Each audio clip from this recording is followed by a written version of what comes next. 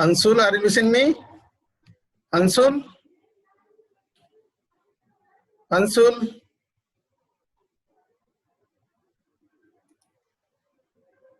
अंशुल आवाज पहुंच रही है? विनोद कुलारिया, विनोद? Yes sir. आवाज पहुंच रही है? अंशुल? यस सर, आ रही है। और स्क्रीन दिख रहा है ना? हाँ सर। चलो ठीक है।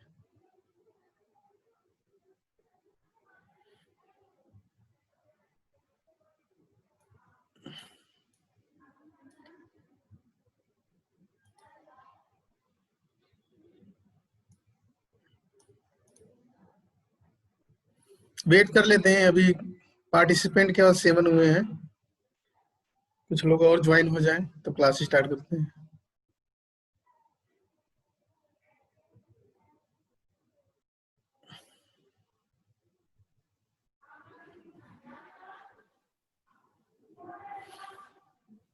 Rahul Joshi, Rahul? Yes sir. Presentation देना है। प्रेजेंटेशन तुम्हारा नहीं हुआ है ना अभी? सर आज दूंगा ना। हाँ ठीक है, लेक्चर के बाद प्रेजेंटेशन देना, ठीक है ना? सर लेक्चर के बाद या 2:30 बजे? नहीं नहीं नहीं, लेक्चर अभी 1 घंटे का होगा, उसके बाद देना है आप 10 से 11, 11 के बाद 11:15 के आसपास प्रेजेंटेशन, या तो फिर शाम को दोगे 2:30 बजे, 2:30 बजे देना, ठीक है ना? 2:30 बजे, ठीक है? राहुल जोशी 2:30 बजे, ठीक है ना? Yes sir, yes sir. हाँ, और किसका बाकी रह गया इसमें? विजय पवार, तुम्हारा हो गया है? यस सर, हो गया। अच्छा, हो गया सर। यशवर्धन, तुम्हारा लिख कर मैंने रखा है, ठीक है ना? यशवर्धन, यशवर्धन सुनाई दे रहा है तुम्हें? Yes sir. तुम्हारा प्रेजेंटेशन हुआ है? हाँ सर, हो गया प्रेजेंटेशन।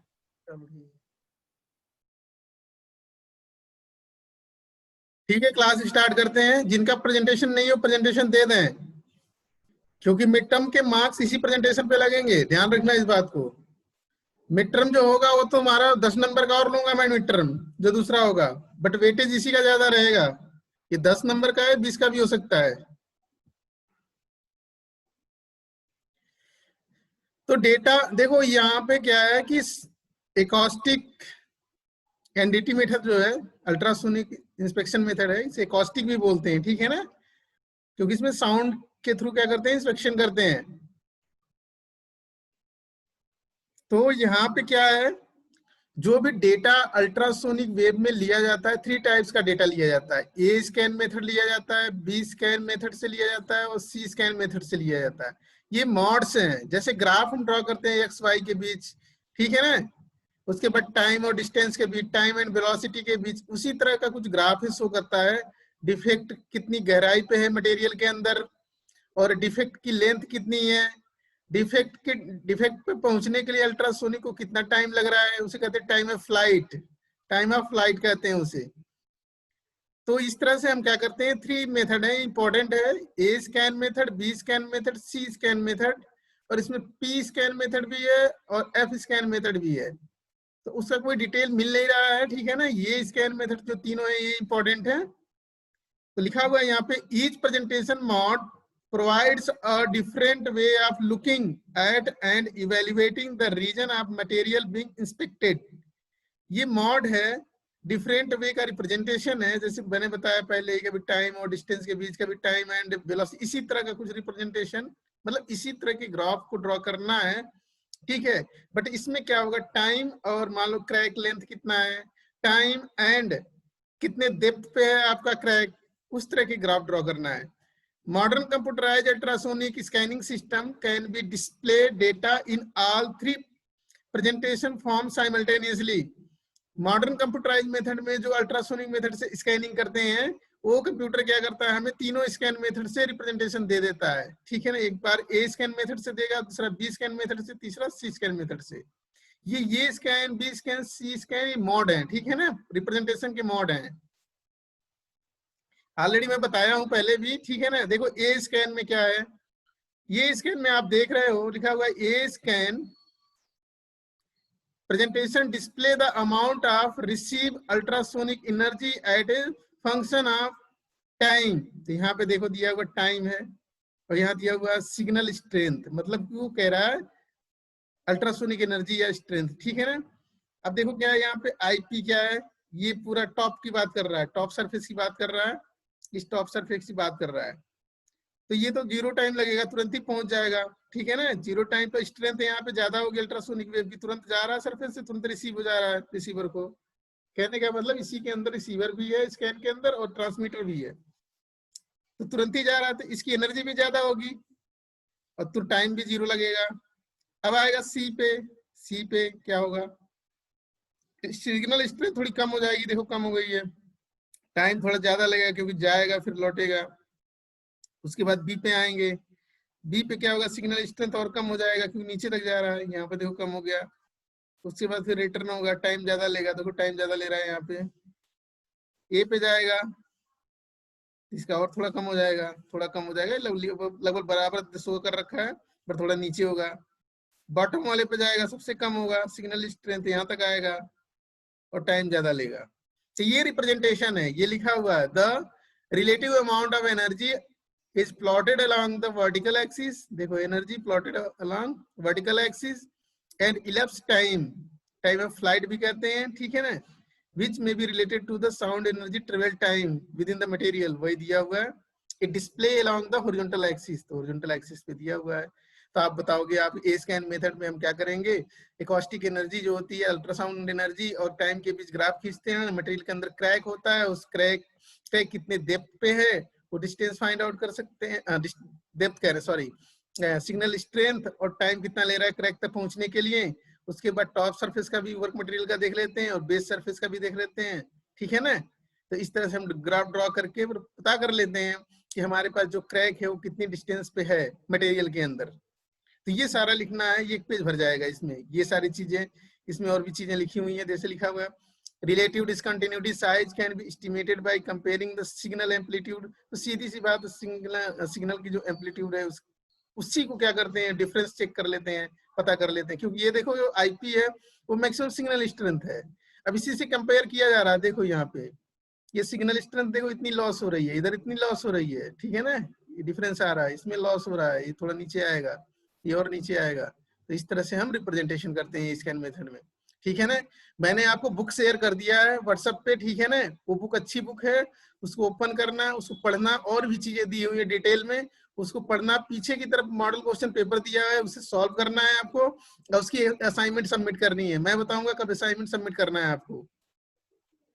तो ये हो गया A scan method. B scan method में देखते हैं क्या रिप्रेजेंट कर रहा है। देखो B scan, the B scan represents is a profile cross sectional view of a test specimen। अब यहाँ पे तुम्हें कुछ ज्यादा समझ में नहीं आ रहा है, बट यहाँ पे देखते हैं आगे। In the B scan the time of flight of the sound energy is display along the vertical axis. अब देखो उसमें जो टाइम था ए स्कैन में वो हॉरिजॉन्टल एक्सिस पर था, इसमें वर्टिकल एक्सिस पे हो गया।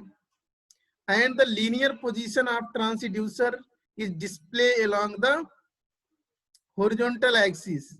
तो linear position of the display मतलब ट्रांसड्यूसर की बात कर रहा है, तो स्कैन डिस्टेंस ए, ठीक है ना। तो यहाँ पे क्या कर रखा है, रिप्रेजेंटेशन दे रखा है, time of flight and radial distance of the, एक तरह से देखो ट्रांसड्यूसर लिख रहा है यहाँ पे, transducer is the display along the horizontal axis. तो यहाँ पे देखो A scan method, B scan method में यहाँ पे ट्रांसड्यूसर है। अब ट्रांसड्यूसर टॉप पे है, तो आईपी यहाँ पे क्या है, इसकी पोजीशन क्या होगी, देखो यहाँ पे टाइम 0 हो गया, इसकी पोजीशन यहाँ पे होगी 0 पे, 0 टाइम, क्योंकि आईपी नीचे लिखा हुआ है। फिर सी पे आएगा, इसकी टाइम बढ़ेगी, पोजीशन थोड़ी सी क्या होगी, इसकी बढ़ जाएगी। अब इसका मीनिंग ये है, मेरे कहने का मतलब ये है कि ये भी क्या है कि ये क्रैक की डिस्टेंस और टाइम ऑफ फ्लाइट के बीच का जो है ग्राफ का रिप्रेजेंटेशन शो कर रहा है। ये सी हो गया, ये बी हो गया, ये ए हो गया, यहाँ पे ये बॉटम सरफेस हो जाएगा। तो मैक्सिमम क्या होगा, टाइम लेगा, ठीक है, इस तरह से शो कर रहा है। तो इस तरह का ग्राफ आप बना सकते हैं, ठीक है ना, कोई ज्यादा कुछ नहीं है बी स्कैन में। आते हैं सी स्कैन देखते हैं। इसके बारे में थोड़ा सा मैं बाद में बताऊंगा, क्योंकि इस डायग्राम को मैंने जो बनाया हुआ है या शो किया हुआ है, मुझे लग रहा है कुछ मिस्टेक्स है इसमें। पिछली बार मैंने बताया था कुछ सेंटेंसेस में कुछ मिस्टेक्स थे, मुझे लग रहा है, जहां से मैंने कॉपी किया था या तो लिखा था। तो बी स्कैन मेथड में क्या करते हैं, जो टाइम ऑफ फ्लाइट है वर्टिकल एक्सिस में होता है, और इसमें ट्रांसड्यूसर की डिस्प्ले कर रहा है। Transducer is the display along the horizontal axis. तो हॉरिजॉन्टल एक्सिस पे क्या कर रहा है, स्कैनिंग डिस्टेंस है। स्कैनिंग डिस्टेंस जो कह रहा है, ये डिस्टेंस ट्रेवल कर रहा है, इधर की तरफ ट्रेवल कर रहा है। तो ग्राफ में थोड़ा सा मैंने मॉडिफिकेशन करना पड़ेगा, मुझे कुछ गलत लग रहा है इसमें। जैसे स्कैन डिस्टेंस क्या होगा ए के लिए, स्कैन डिस्टेंस इसके लिए ये हमारा 0 पे होगा, इधर कहीं पे होता है, ठीक है ना। इधर था ए, इधर था बी, इधर था सी, ए था आपका बॉटम, ए था आईपी, ठीक है ना। ये उल्टा था, ठीक है, सारा का सारा मैंने चेंज किया था। लग रहा है यहाँ पे कुछ चेंज करने से क्या है कि इसमें कुछ ग्राफ अलग अलग तरह से मिल रहे थे नेट पे, तो थोड़ा सा इसकी अंडरस्टैंडिंग उतनी अच्छी नहीं हो पाई, बट आपको मैं इस बी स्कैन मेथड बता दूंगा, ठीक है। आते हैं सी स्कैन मेथड पे।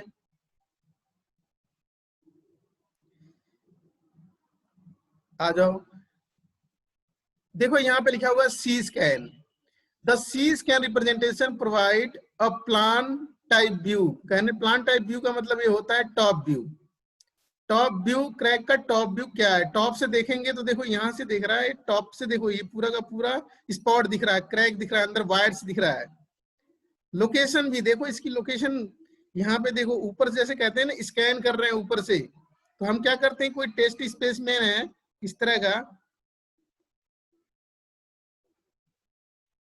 इसके अंदर क्रैक है, तो हम क्या करते हैं, ट्रांसड्यूसर को इसके ऊपर क्या करते हैं, ट्रेवल कराते हैं इस तरह से। तो ये स्कैन कर लेता है, देखो किस तरह से स्कैन कर रहा है, इस तरह से स्कैन कर लेता है, ऐसे ऐसे ऐसे ऐसे। तो टॉप व्यू शो करता है इसमें, टॉप व्यू जो डिफेक्ट के अंदर उसे टॉप व्यू शो करेगा। टॉप व्यू बता देगा कि हाँ इस तरह की क्रैक है जो राउंड शेप की है या इलिप्टिकल शेप की है या जिगजैग टाइप की है, ये बता देगा। लिखा हुआ plan type view of the location and size of test specimen features. अब इसकी क्या करेगा, जहां पे ये लोकेशन है, देखो यहाँ पे क्रैक की, इसके साइज के बारे में भी आपको फाइंड आउट कर देगा, कितनी साइज है, देखो पता चल जाएगा आपको, ठीक है ना। किसके रेस्पेक्ट में, ये जो हमारे पास वर्कपीस का रेस्पेक्ट जो है, इसकी जो साइज है उसके रेस्पेक्ट में क्रैक कितनी, इसकी साइज कितनी है, साइज निकालने के लिए इसकी बता देगा ये, ठीक है ना। इस तरह का रिप्रेजेंटेशन देता है, आपको ये बताना है। The plan of the image is parallel to the scan pattern of the transducer. दो जो प्लान है हमारा टॉप भी मिलता है, देखो ये पैटर्न है स्कैनर का। पहले मान लो हमारे पास अल्ट्रासाउंड स्कैनर है, ऐसे ट्रेवल करेंगे, ऐसे ऐसे ऐसे, बड़ा पीस है तो ऐसे ऐसे ऐसे, ठीक है ना। तो पूरा स्कैन हो जाएगा, पूरा डेटा आ जाएगा पूरे मटेरियल का, एक तरह से इमेज आ जाएगा। इमेज आ जाएगा तो उसके अंदर जहाँ पे वायर्स होंगे इस तरह से ब्लैक टाइप का शैडो आ जाएगा। स्कैन रिप्रेजेंटेशन जब देखेंगे हम स्क्रीन पे, तो इस तरह से आपको गैप टाइप का दिखेगा। देखो ये पैटर्न है, इस पैटर्न में देखो यहाँ पे क्या है, ये टूटा फूटा दिख रहा है पैटर्न, तो इस तरह से रिप्रेजेंट हो जाएगा कि हाँ उस पैटर्न में जो ट्रांसड्यूसर का पैटर्न है, जो अल्ट्रासाउंड वेव है, उसके पैटर्न में कुछ टूटा फूटा है, ठीक है ना, ब्रेकेज है, तो इस तरह से पता चल जाएगा। सी टाइप का स्कैन है।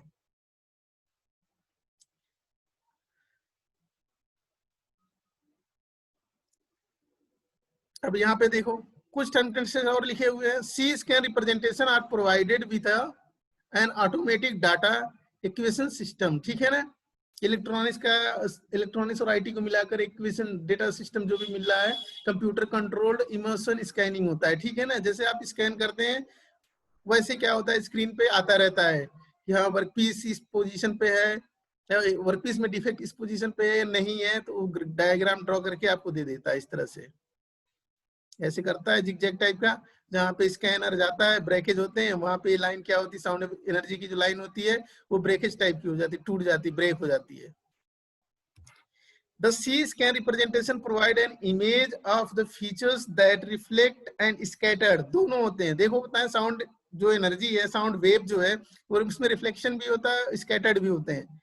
The sound within and on surface of the test specimen, test specimen के सरफेस पे टेस्ट स्पेसिमेन के सरफेस से रिफ्लेक्ट भी होते हैं और स्कैटर्ड भी होते हैं। तो दोनों काम होता है, ठीक है ना, साउंड एनर्जी में। तो जितना लिखना चाहते हो साउंड एनर्जी के बारे में आगे लिख दोगे, ठीक है ना। तो C scan representation provide an image of the feature that reflect and scattered the sound within and on the surface of the test piece, ठीक है ना। तो इस स्कैटर्ड करवा करके साउंड एनर्जी को भी इमेज ले सकते हैं, और रिफ्लेक्शन करवा करके भी साउंड एनर्जी का इमेज, साउंड एनर्जी से जो इमेज आ रहा है उसे ले लेते हैं। अब देखो यहाँ पे ये तुम्हारा आगे की तरफ थोड़ा सा रिप्रेजेंटेशन उतना अच्छा नहीं हो पा रहा है। High resolution scan can display, तो हाई रेजोल्यूशन डिस्प्ले करना है किसके थ्रू, ये कोई देखो एक कॉइन है हमारे पास, ये कॉइन हमारा 1991 का है। अब इसमें 1991 का होगा, अगर आज स्कैन करते हो इसमें कोई डिफेक्ट्स होंगे, ठीक है ना। टू अंदर की तरफ भी हो सकता है, साइड में भी हो सकता है, सरफेस पे भी हो सकता है।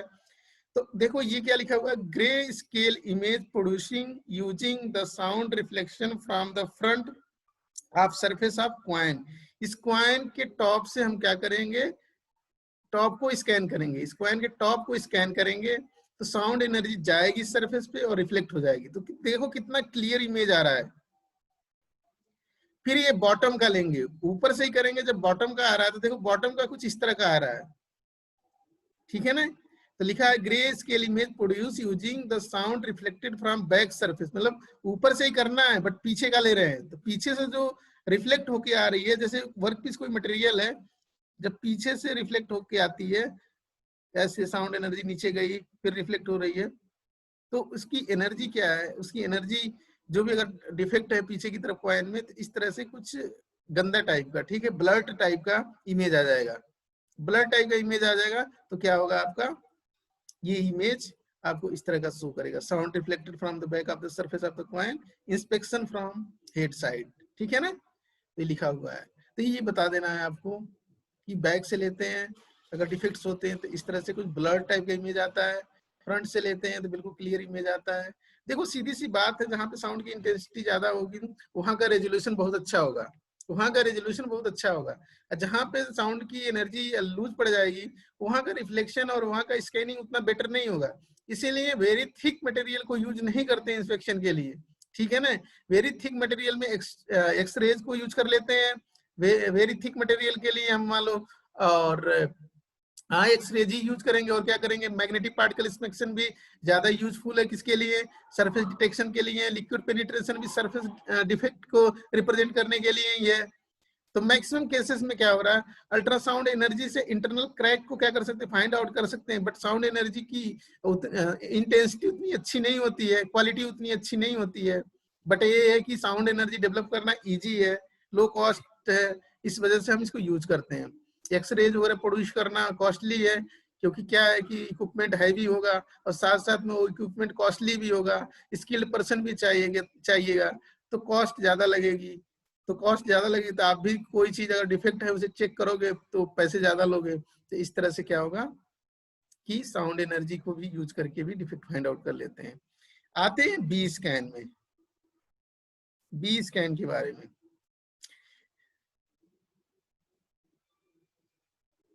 देखो यहाँ पे बी स्कैन स्कैनिंग डिस्टेंस बता रहा है, ठीक है ना। ये हमारा 1 2 3 4, चलो ठीक है, इसको ग्राफ को मैं नेक्स्ट टाइम में क्या करूंगा बता दूंगा, ठीक है ना। इसमें करेक्शन करना है ग्राफ में पूरा का पूरा। तो बी स्कैन मेथड में क्या करते हैं, आप यहाँ पे देखो क्या लिखा हुआ है, sound energy display along the vertical, sound energy display on vertical and linear position of the transducer in display along the horizontal axis.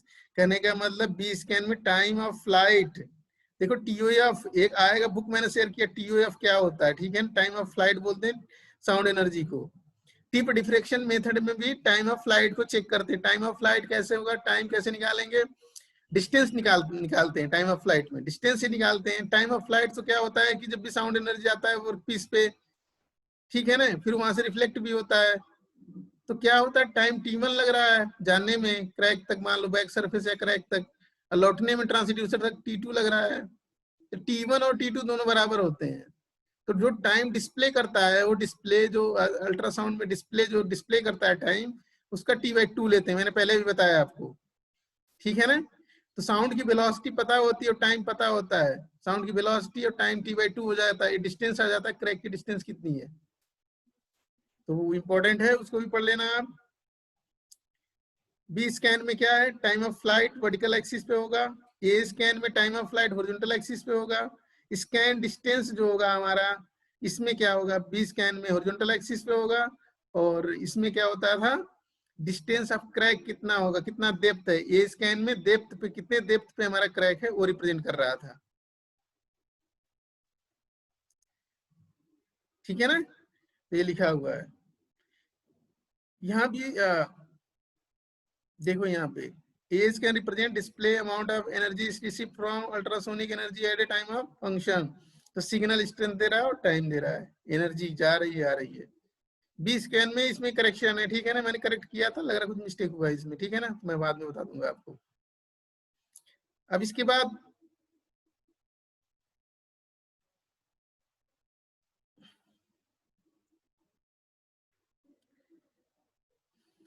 दूसरा मेथड है ये एडी करंट मेथड, ये इंपॉर्टेंट मेथड है, ठीक है ना। एडी करंट मेथड पढ़ते हैं। एडी करंट टेस्टिंग मेथड, देखो एडी करंट डेवलप कैसे होता है, electrical current are generated in the conductive material by an induced alternating magnetic field, ठीक है ना। अगर मान लो सपोज करो दो चीजें होती हैं, पहला अगर किसी कॉइल में आपने इलेक्ट्रिक करंट प्रोड्यूस कर दिया, प्रोवाइड कर दिया, प्रोड्यूस नहीं प्रोवाइड कर दिया किसी कॉइल में, उसके अंदर से कोई कंडक्टिंग मटेरियल पास कर रहा है, तो उसमें क्या होता है, मैग्नेटिक फील्ड डेवलप हो जाता है, ठीक है ना। अब मैग्नेटिक फील्ड डेवलप होता है तो साथ साथ में क्या होता है, एडी करंट भी डेवलप होते हैं, ध्यान रखना इस बात को। अब लिखा हुआ है electrical current are generated in the conductive material by an induced magnetic field. अगर किसी मैग्नेटिक फील्ड में कोई क्या करोगे आप, कंडक्टिव मटेरियल ले जाओगे तो उसमें भी मैग्नेटिक फील्ड डेवलप हो जाएगा, ठीक है ना। दूसरी बार लिखा हुआ है the electrical current are called eddy current because of the flow in a circle at a just below the surface of the material. तो मैं कुछ डायग्राम शो कर रहा हूँ, एडी करंट डेवलप कैसे किए जाते हैं, आप लोगों को भूल गया होगा, मुझे भी कुछ हद तक याद है, बताता हूं मैं। देखिए क्या है, यहाँ पे कॉइल हमारे पास,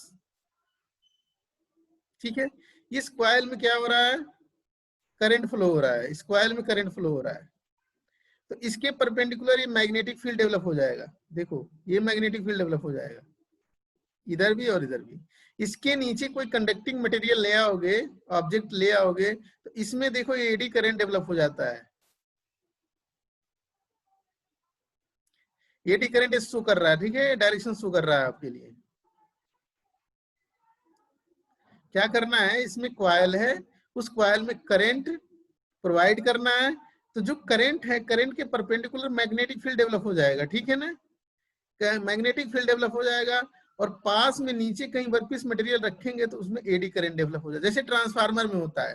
ट्रांसफार्मर में क्या होता है, इंड्यूस्ड करंट जो होता है वो दूसरे वाले कॉइल में प्रोड्यूस होता है। पहला वाला जो कॉइल होता है हमारे पास, ये जो पहला कॉइल है, इससे क्या होगा, इसमें करंट प्रोवाइड करोगे तो दूसरा कॉइल जो है इसमें इंड्यूस्ड हो जाता है करंट, ठीक है ना, होता है इंड्यूस्ड हो जाएगा, क्योंकि इसमें क्या कॉइल में जब भी आप क्या करोगे, करंट प्रोवाइड करोगे तो मैग्नेटिक फील्ड डेवलप हो जाएगा।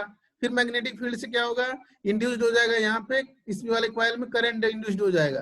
तो हम क्या करेंगे, और इसके बाद क्या होता है कि इसकी करंट इंड्यूस्ड हो जाता है, तो फिर हम क्या करते हैं, इसमें मैग्नेटिक फील्ड भी देख लेते हैं। मैग्नेटिक फील्ड देखो क्या के साथ साथ क्या होता है, हमारे पास एडी करंट भी मटेरियल के अंदर डेवलप हो जाता है, क्योंकि इसमें जो हमारे पास ट्रांसफार्मर होता है उसमें डिस्क टाइप का होता है, मतलब कि रेक्टेंगुलर प्लेट टाइप का होता है, बीच में कटा होता है।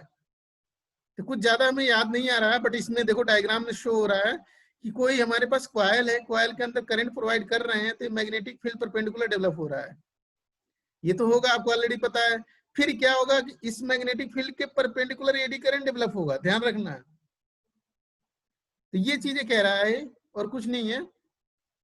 एक और डायग्राम मैं शो करता हूं आपके सामने। Principle of eddy current, AD current develop करने का मेथड क्या है, ठीक है ना। तो इसका दूसरा डायग्राम क्या है, देखो यहाँ पे कुछ इंपॉर्टेंट डायग्राम है। ये हमारे पास कॉइल है, बहुत इजी डायग्राम है। इस कॉइल में करंट फ्लो हो रहा है। तो जो करंट फ्लो हो रहा है, तो मैग्नेटिक फील्ड जो करंट फ्लो होता है उसके परपेंडिकुलर होता है। इसके नीचे हम टेस्ट स्पेसिमेन लेते आए। तो इसमें देखो, अब इस मैग्नेटिक फील्ड, जो ये मैग्नेटिक फील्ड का डायरेक्शन शो कर रखा है इन्होंने, इसके परपेंडिकुलर एडी करंट डेवलप हो जाएगा। इसके परपेंडिकुलर एडी करंट देखो ये डेवलप हो गया, ठीक है ना, डायरेक्शन शो कर रहा है। अब ये एडी करंट है, इस करंट एडी करंट के परपेंडिकुलर एक हमारा सेकेंडरी मैग्नेटिक फील्ड डेवलप हो जाएगा, इस तरह से परपेंडिकुलरली।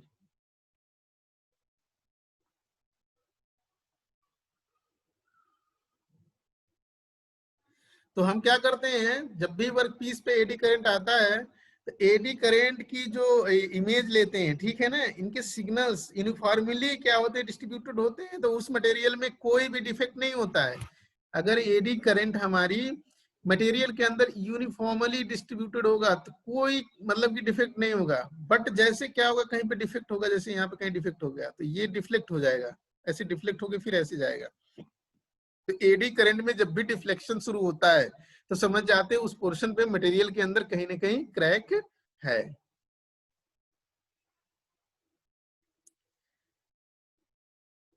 देखो चीजें क्या है, बहुत सिंपल टॉपिक है, ठीक है ना। इसमें क्या है कि आपको जितना लिखने आता है सेंटेंसेस बना करके, उतना ज्यादा आपके पेज भरेंगे, उतना ही ज्यादा थ्योरी के पार्ट्स और डायग्राम ऐड करोगे तो मार्क्स मिलेंगे। तो लिखा हुआ है यहाँ पे, electrical current are generated in conductive material by an induced alternating magnetic field. किसी कॉइल में इलेक्ट्रिक करंट फ्लो हो रहा है तो उसके परपेंडिकुलर मैग्नेटिक फील्ड इंड्यूस्ड होगा। उसके नीचे कोई वर्कपीस ले आएंगे तो उसमें क्या होगा, एडी करंट डेवलप हो जाएगा। सीधी सी बात है, लिख रहा है। Interruptions in the flow of eddy current causes imperfection. मैंने बताया अभी कहीं भी डिफेक्ट रहेगा वर्कपीस में तो हमारा कोई भी एडी करंट आएगा तो डिफ्लेक्ट हो जाएगा, इस तरह से डिफ्लेक्ट होकर जाएगा। यूनिफॉर्मिटी नहीं रहेगी, थोड़े से उसके जो सर्कुलरली डिस्ट्रीब्यूटेड है उसमें डिफ्लेक्शन शुरू हो जाएगा। इस तरह से डिफ्लेक्शन शुरू हो जाएगा तो कॉजेज बाय इम्परफेक्शन के वजह से, मतलब डिफेक्ट की वजह से डिफ्लेक्शन शुरू हो जाएगा। डायमेंशन चेंज हो रहा है तब भी हो जाएगा, डायमेंशनल चेंज भी पता कर लेंगे, डिफेक्ट भी पता कर लेंगे। देखो एडी करंट क्या हो, सरफेस पे सबसे ज्यादा होता है, इसलिए सरफेस डिटेक्शन के लिए सबसे ज्यादा यूज करना है इसको, ठीक है। और changes in the material conductive and permeability properties check कर लेते हैं, can be detect with proper equipment, ठीक है ना। डिटेक्ट को चेक करने के लिए, डिफेक्ट को डिटेक्ट करने के लिए प्रॉपर इक्विपमेंट की रिक्वायरमेंट होती है इसमें, ठीक है। क्योंकि मैग्नेटिक फील्ड डेवलप करेंगे, मैग्नेटिक फील्ड डेवलप करने के बाद क्या होगा, वर्कपीस मटेरियल लाएंगे पास में तो उसमें एडी करंट डेवलप होगा।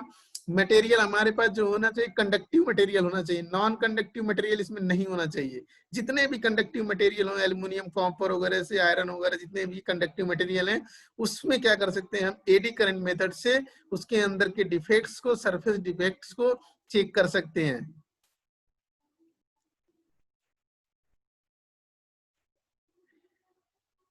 अब आ जाओ, कुछ सेंटेंसेस और लिखे हुए हैं। Eddy current testing can be used on all electrically conducting material, ठीक है, with A reasonable smooth surface.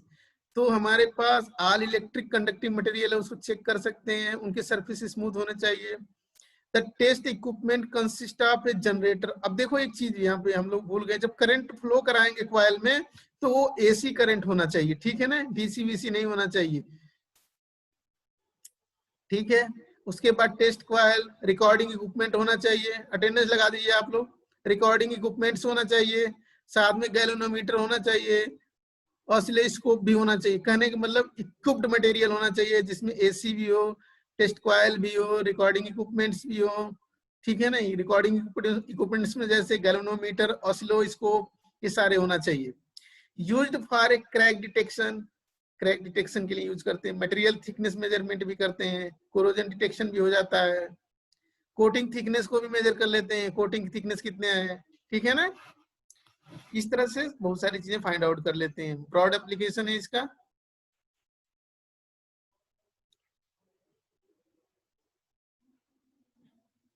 Principal क्या है? प्रिंसिपल बेसिक प्रिंसिपल जो मैंने अभी डायग्राम बताया था आपको। इसमें क्या होगा, कॉइल में एसी करंट पास करेंगे। When AC passes through a test specimen coil, coil में एसी करंट पास होगा, ठीक है ना। फिर परपेंडिकुलरली क्या होगा, हमारा मैग्नेटिक फील्ड डेवलप हो जाएगा। वर्कपीस या कोई भी कंडक्टिंग मटेरियल यहाँ पे लाते हैं आप, तो उसमें एडी करंट डेवलप हो जाएगा, जो एडी करंट शो कर रहा है डायरेक्शन, ठीक है ना। एसी प्राइमरली फील्ड इंड्यूस्ड, ठीक है, वही चीज लिख रहा है सारी चीजें। Secondary magnetic field arises due to the eddy current. अब एडी करंट इस वर्कपीस में हो गया, अब एडी करंट के परपेंडिकुलर वर्कपीस के अंदर भी सेकेंडरी मैग्नेटिक फील्ड डेवलप हो जाएगा। तो उस मैग्नेटिक फील्ड से हमसे क्या लेना देना है? कोई लेना देना नहीं, हमें तो केवल एडी करंट मेथड से सॉल्व करना है crack detection.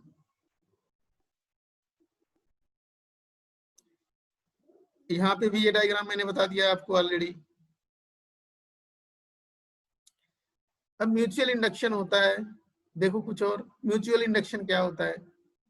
The basis for the eddy current inspection, the magnetic field produced by the circuit 1। Circuit 1 में मैं करंट फ्लो करा रहा हूं, तो ये हमारा कॉइल है, इस कॉइल के परपेंडिकुलर क्या होगा, मैग्नेटिक फील्ड डेवलप हो जाएगा, मैग्नेटिक फील्ड डेवलप हो जाएगा।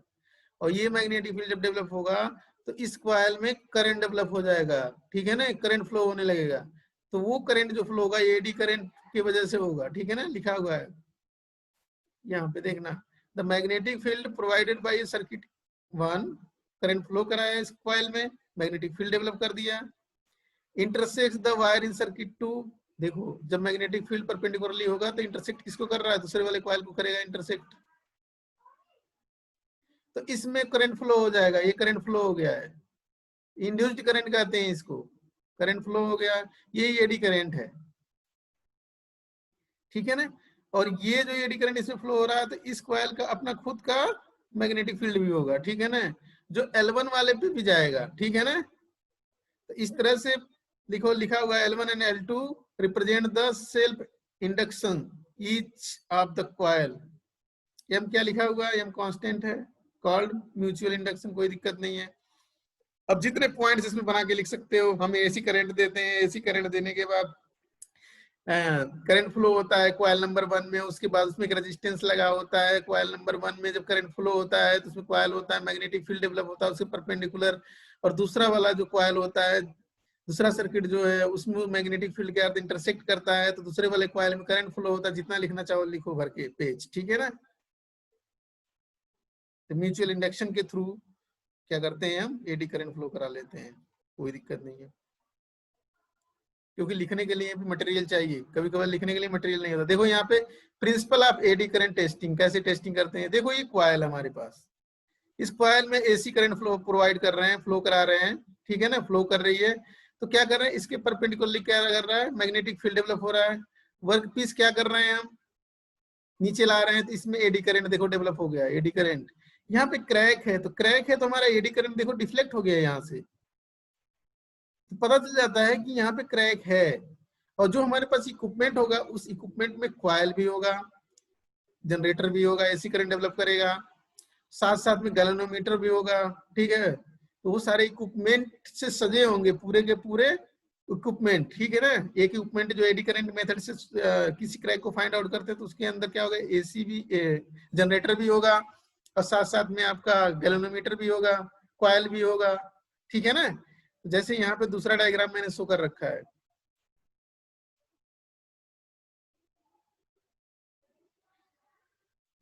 देखो यहाँ पे डायग्राम, बार भी क्यों नहीं हो रहा है। देखिए एडी करंट इंस्ट्रूमेंट, ये इंस्ट्रूमेंट की बात कर रहा है, कैसा होता है इंस्ट्रूमेंट। इंस्ट्रूमेंट में पहला काम तो एक कॉइल हमारे पास रेड वाला, इस कॉइल में क्या कर रहे हैं, वोल्टमीटर से जोड़ दिए हैं, ठीक है ना। एसी करंट को फ्लो करा रहा है, एसी करंट को फ्लो करा दिया रेड वाले कॉइल में। ब्लू वाला कॉइल है, उसमें क्या है, ये डायरेक्शन है आपका, डायरेक्शन क्लॉकवाइज भी ले सकते हैं, एंटी क्लॉकवाइज भी ले सकते हैं, कोई दिक्कत नहीं है, ठीक है ना। अब देखो ये मैग्नेटिक फील्ड है, ब्लू वाला मैग्नेटिक फील्ड है। अब इसके नीचे वर्कपीस लाएंगे टेस्टिंग के लिए, इसमें देखो एडी करंट डेवलप हो गया ग्रीन वाला। ये व्हाइट वाला जो है एडी करंट है ना, तो दूसरा क्या होगा, इससे मैग्नेटिक फील्ड डेवलप हो जाएगा, ये व्हाइट वाला जो दिखला, तो सेकेंडरी मैग्नेटिक फील्ड कहते हैं इसे। ठीक है, इस तरह से आपको डायग्राम बनानी होगी। ठीक है ना, ये सब शो कर रखा है।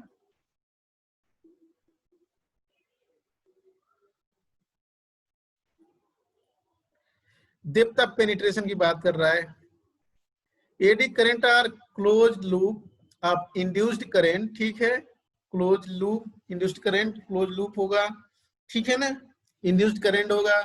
इंड्यूस्ड करंट को कहते हैं सेकेंडरी करंट। ठीक है ना, circulating in the planes perpendicular to the magnetic field. सीधी सी बात, मैग्नेटिक फील्ड के परपेंडिकुलर ही क्या करता है, ये हमारा एडी करंट फ्लो करता है और वर्कपीस के पैरेलल होता है। They are normally travel parallel to the coil. तो यहाँ पे देखो क्वाइल के पैरेलल ही फ्लो कर रहा है। एक डायग्राम यहाँ पे देखो, यहाँ पे ये जो क्वाइल है हमारा, रेड वाला जो क्वाइल है, रेड वाले क्वाइल के पैरेलल ही है पूरा पोर्शन एडी करंट का। तो वही कह रहा है वो।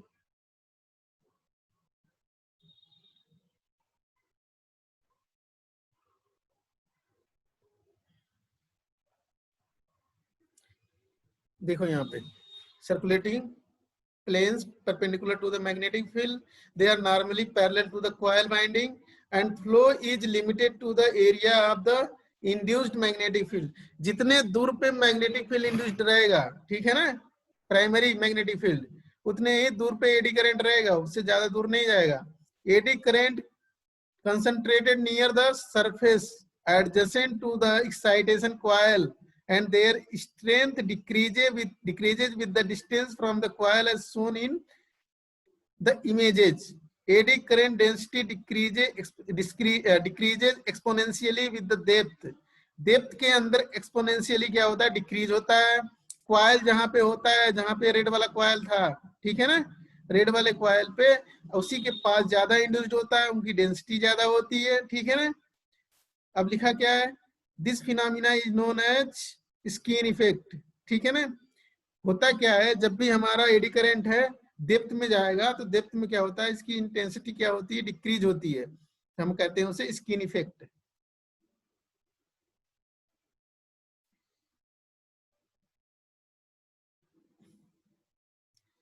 देखो यहाँ पे eddy current depth penetration.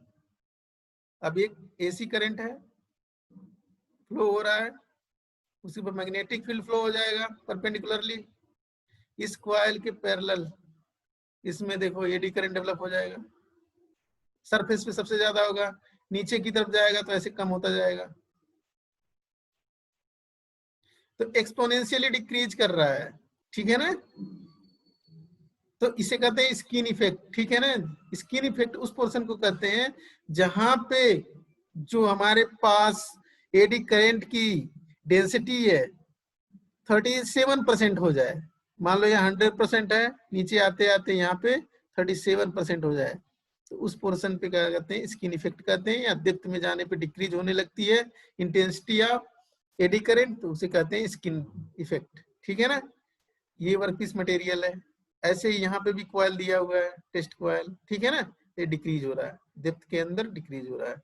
Eddy current density, eddy current density का डायग्राम इधर शो किया हुआ है, डेप्थ ऑफ पेनिट्रेशन इधर किया हुआ है। ठीक है ना, इधर हो जाएगा एडी करंट डेंसिटी, तो देखो डिक्रीज हो रहा है। ठीक है, यहाँ पे ज्यादा है तो डिक्रीज, ऐसे ही डायग्राम बनाना है आपको, ज्यादा दिमाग नहीं लगाना। The depth at which eddy current density has decreased to 1/e, about 37% of the surface density, is called the standard depth of penetration। इसे कहते हैं, यहाँ तक जो डिक्रीज हो रहा है, जहाँ पे 37% आ रहा है, उसे कहते हैं 37% जहाँ पे आ रहा है, ये पोजीशन है इसकी,